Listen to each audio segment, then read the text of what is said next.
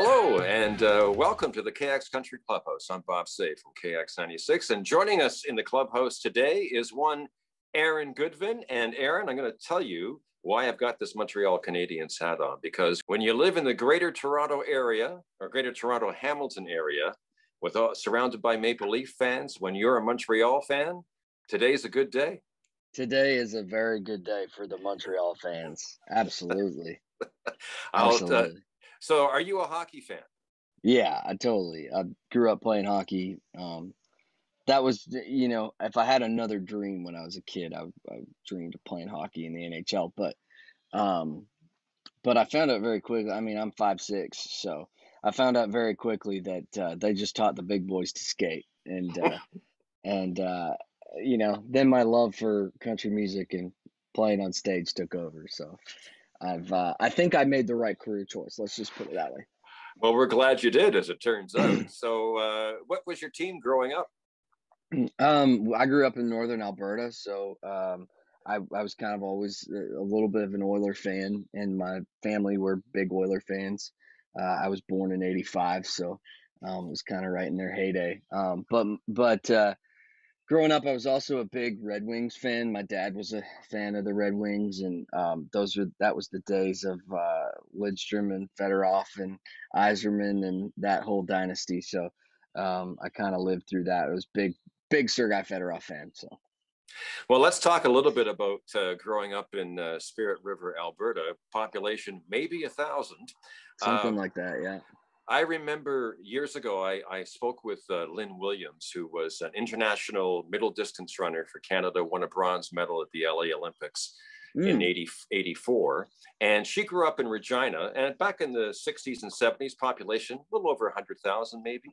And I remember her telling me once that she said, I never could dream as a little girl in my neighborhood in Regina, Saskatchewan, that one day I'd be standing on an Olympic podium receiving a bronze medal. So I'm wondering, what were your dreams in terms of, aside from hockey, what were your dreams in Spirit River, Alberta? And could you ever have imagined that you'd have the career that you're having now? No. And I also, I'll add to that. I also had nobody that thought I would. I didn't have a lot of hope when I was a younger kid. I was diagnosed with ADHD at a very early age, and everything was pretty much a struggle for me growing up. So whether that was school or having a temper on the ice, or so I always had a ton of challenges, but I had really great parents, and I think my mom and dad did their best to find something that I could focus on, And so when I was able to kind of jump in, I picked up a guitar. My family plays guitar, and around the campfire, never professionally, just for the love of music. So that's kind of where I come from, and so I learned how to play guitar. I was about 12 years old, playing my grandpa's KRE guitar, and I'd start playing around the campfire with my uncles and aunties, my mom and dad, and it just it kind of snowballed.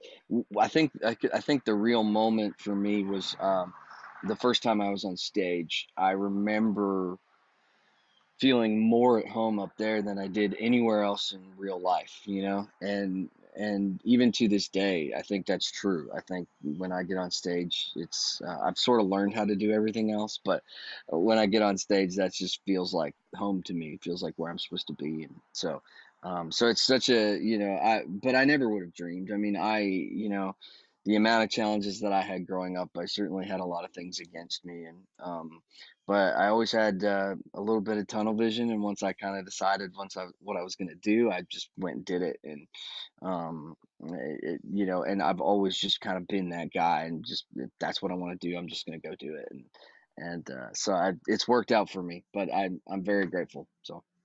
Well, I want to pick up on that a little bit, because my oldest son has a friend who has ADHD, and it was just a matter of him finding his passion, which was flying. And now he's a pilot for a major airline. Right. And I guess really that's what you're saying is, and it's true for everybody, I guess, but especially for people who have ADHD, boy, if they can find out what their passion is and just grab onto it and hang on for Totally. dear life, right?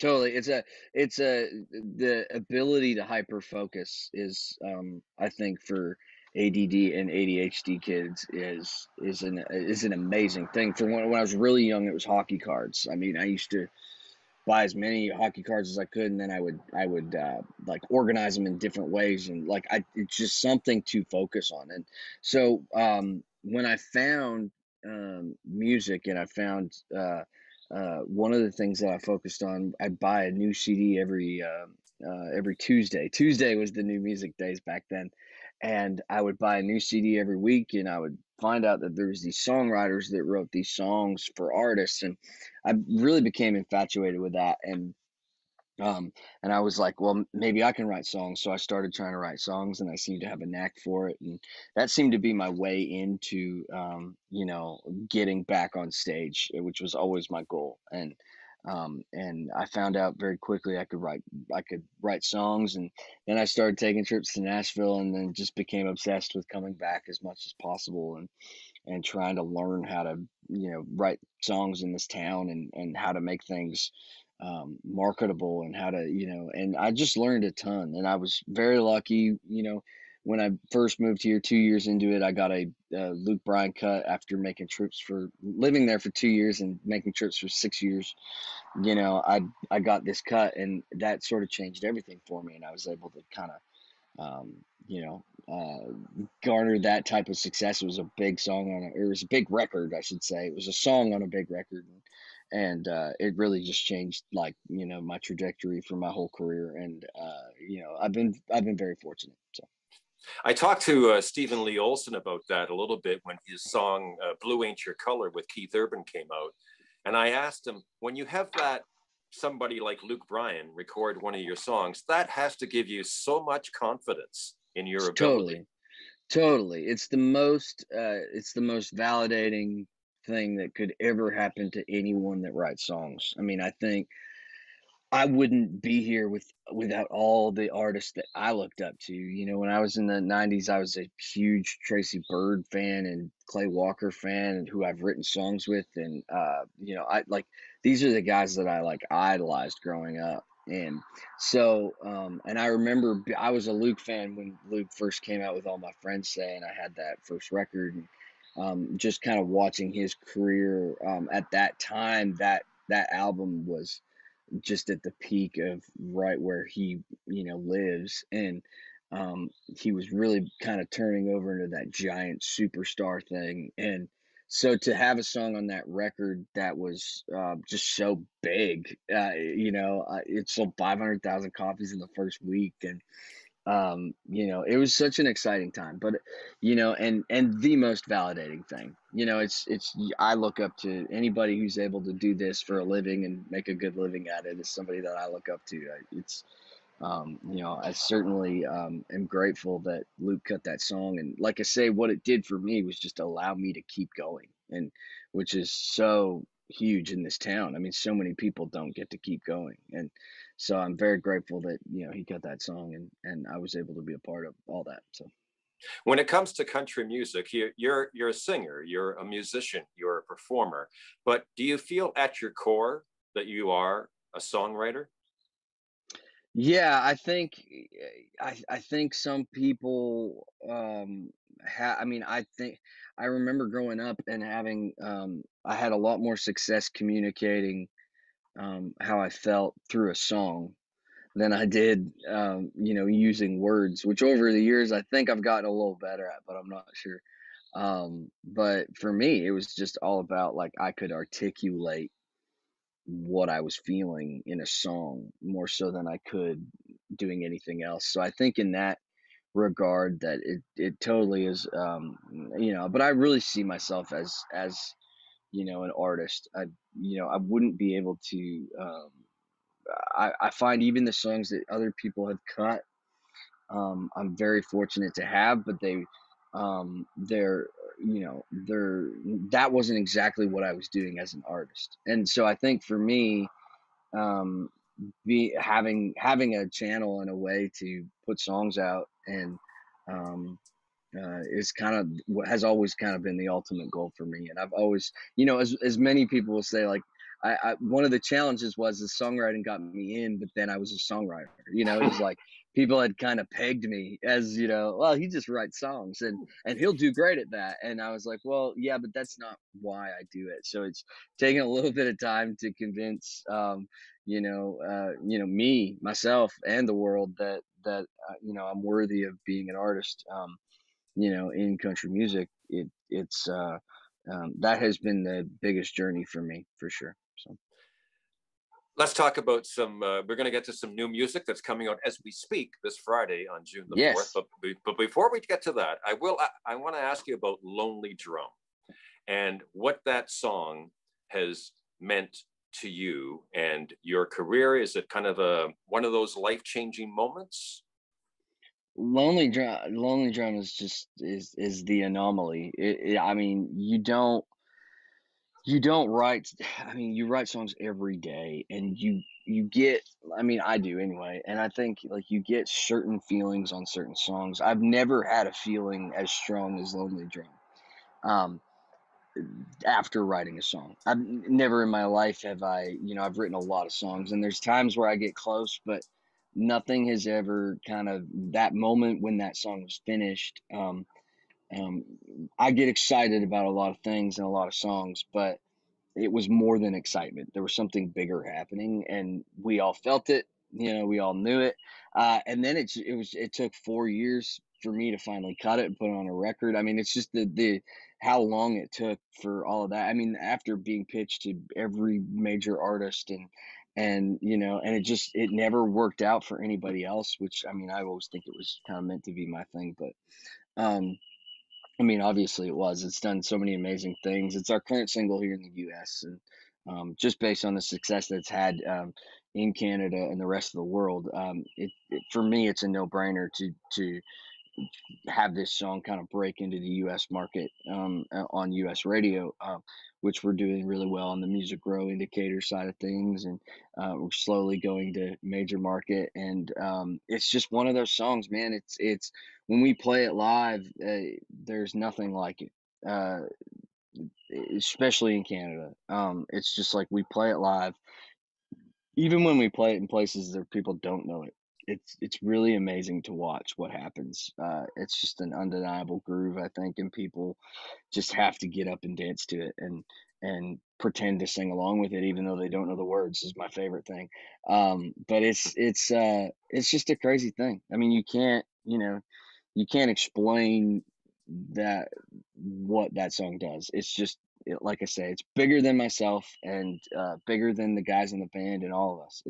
And we all see it every time we play it. It's just a remarkable thing.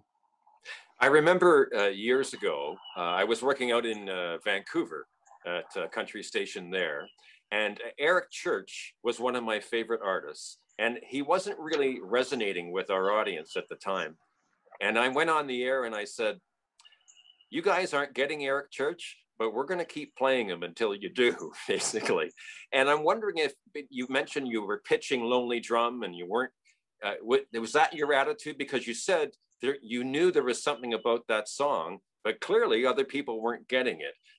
Did you lose hope at one point, or did you start thinking, Did we miss something here?" Well, I mean, I think it's only natural to kind of have doubts about it, and I've certainly, I mean, I think I have doubts about a lot of things that even that we do sometimes. It's like, well, I'm not entirely sure that that's the right. But I think the biggest thing with Lonely Drum is that it never lost its shine, and even to this day, it's never lost it. It's so when we put that, I mean, I've got a hats off to Canadian country radio uh, because they got behind it in the way that you need to get behind it. It's a song that's meant to be played over and over and over again.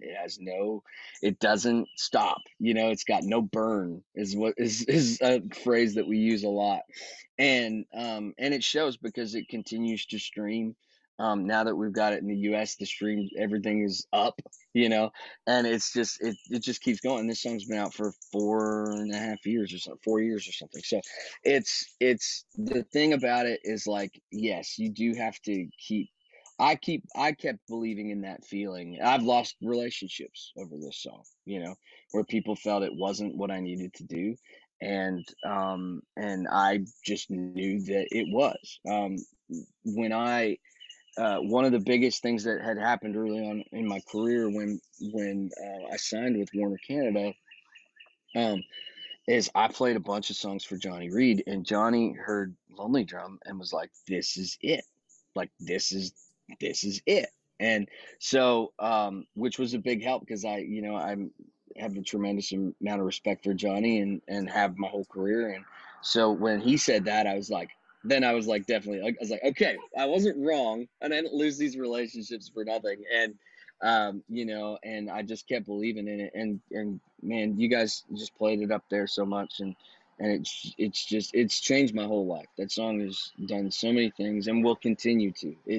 I'm always blown away. I was in, like, literally, just case in point, I was in Connecticut on Friday night, and playing for a PD at a station in New London, Connecticut, and we're at a campsite, and where he kind of set up this show where everybody could be safe and all this stuff. And me and my drummer went out there, and his wife come up to me, and she was like, she takes line dancing with a group of ladies, and she's like, "Hey, I'm here hanging out with, like, Aaron Goodvin, like," the girl texts her back, and she's like, "Oh, we just danced to Lonely Drum." Yeah, it's the craziest thing. It happens everywhere we go, and that's something that you don't plan, that you can't plan. It just happens, and it's just so rewarding. So it's such a cool thing. So We talked earlier about some new music coming our way on Friday, June the 4th. So, Aaron, tell us about the new song. What's going on? yeah, I'm so excited. This song called "Boy Like Me," and we're well, I've been telling this story quite a bit, so I've gotten good at it. But um, uh, when COVID hit, we it's just funny how long it takes things to kind of get rolling. We had some hits on the radio, and we started touring, but we really felt like the touring was going to pick up, even and be even more than it was the year previous. Obviously, COVID stopped that, but musically for us and me and the band, we really felt like we were finding our stride with it. And so I just kind of took the energy of what that show, was sort of turning into, and I just went and wrote a bunch of songs. And this was a song that kind of just stuck out like a sore thumb to a lot of people. When we play it for people, we demo it up and we played it for people, and they were like, "Man, you can sing along to it. It has like a really great hook." One of my favorite things about it is it has a great hook for an up tempo song, which I just think is a hard thing to do. And it also has this long period of time in a three minute song, which I always love when songwriters and artists are able to do that. I think it's a hard thing to do, but to make all of that work in one little 3 minute song is kind of a cool thing. And it's just kind of like where I've been at these days. And I'm pretty content with life and happy. I love going out on the road and playing, and coming home to my wife and dogs, and then going to do it again. It's just like I feel like I'm in a really great place, and I have like nobody but country radio up in Canada to thank for that. And so this is just it's just a product of where I'm at these days, and I think it'll fit so well into that live show where people can sing along and have a lot of fun with it. So Speaking of your dogs, Olive and Telly, I believe, yes, are the yes. names. I saw a picture that you posted recently of the two dogs. Boy, it looks like they've really been impacted by this pandemic. They're Oh taking it yeah. pretty hard. Yeah, they're living their best life is all they're doing. I don't know what it's going to be like. I was gone this weekend, and it's I don't know what it's going to be like the more we go away here, because we've got some family vacations coming up, and but they go stay with grandma most of the time, so they love that. And they're just having a great time. They love having us around all the time, and we love being around them. So Well, I was just going to say, because I have a couple of kids who have dogs, and they live on their own. And their dogs during this pandemic, I'm not saying it saved their lives, but it certainly helped their mental approach. huge. Absolutely. And it's been, I can't imagine. We had the dogs. I came home off the road, and the dogs were over at grandma's, and I stopped in at the house to have a little nap before I had to go back into the studio, and my dogs weren't there, and it just feels so empty when they're not. So I can imagine, like, for us, it was definitely, they're a big reason how we were able to get through that. So Aaron Goodvin has been our guest in the KX Country Clubhouse. The new song coming out on Friday, June the 4th, is so called excited. Boy Like Me. Aaron, thanks so much for taking the time. Really fun No talking problem to at you. all, Bob. Good to see you, and congrats to your Canadians. Thanks. We'll see how they do against Winnipeg. I'm not so confident there, but anyway. Well, hey, I mean, the Preds didn't make it past Carolina, so I'm a pretty big Preds fan, and it's hard to watch that, but they had a heck of a year considering. So yeah, absolutely. All the best, Aaron. Good luck with the new song, Boy Like Me, and we'll talk again. Thank you so much, Bob. Have a great one. Bye-bye.